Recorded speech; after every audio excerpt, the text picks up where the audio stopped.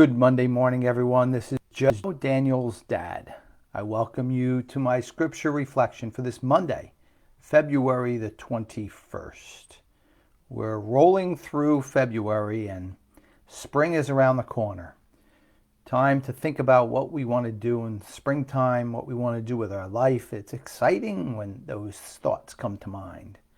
It's also important to listen to the right part of ourselves or the right individuals in life that we find to be wise and understanding. With that, let us listen to today's scripture, which is from the book of James, chapter 3, verses 13 to 18. Who among you is wise and understanding?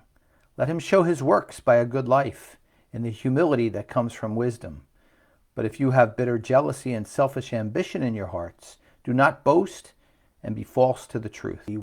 Wisdom of this kind does not come down from above, but is earthly, unspiritual, demonic. For where jealousy and selfish ambition exist, there is disorder and every foul practice. But the wisdom from above is first of all pure, then peaceable, gentle, compliant, full of mercy and good fruits, without inconsistency or insincerity. And the fruit of righteousness is sown in peace for those who cultivate peace. Who among you is wise and understanding? Our first thought maybe is to look at the people that we know, those very successful people, those people of the past, those world leaders. Maybe not.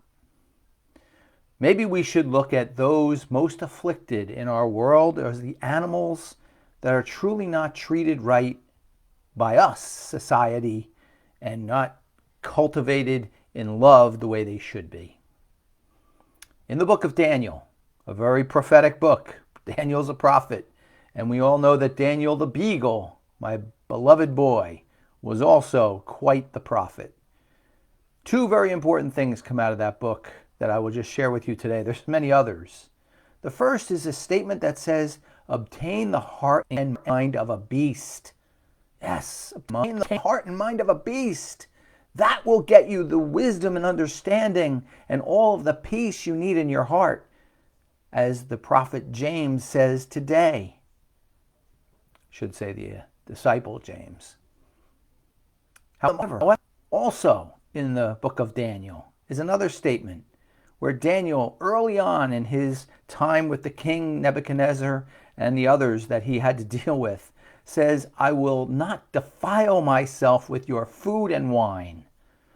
He becomes a vegan, actually, and abstains from eating meat.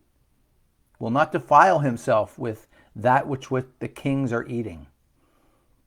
And the wisdom goes on in the book of Daniel, because I believe there's a connection between Daniel the prophet and Daniel the beagle.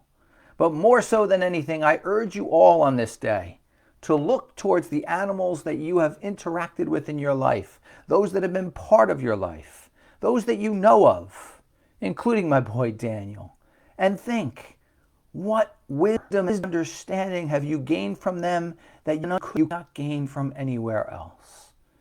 Share it. Share it far and wide. First, I'd ask you to share it right here on the comments on this video. And then share it with your friends, your family, your coworkers, so that the word that gives us the love and respect for animals that we need gets out as far and wide as possible. Yes, they are full of wisdom and understanding. They're full of peace and love and compassion and forgiveness. James knew that. That's why he wrote that in this section today. And many of us know it too. Now it's time to spread it.